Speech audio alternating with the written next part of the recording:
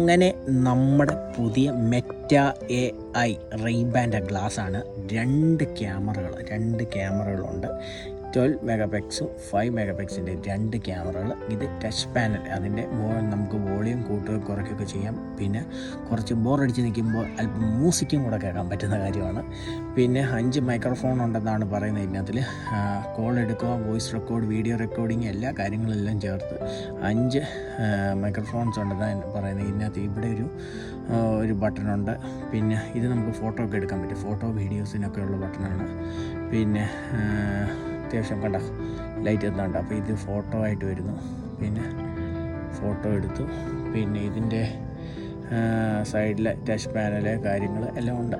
അത്യാവശ്യം ഞാനിന്ന് മേടിച്ചേ ഉള്ളൂ. ഇന്നാണ് ഞാൻ മേടിച്ചത്. ഇനി യൂസ് ചെയ്തിട്ട് ബാക്കി വിശേഷങ്ങളൊക്കെ പറയാം. Bye bye.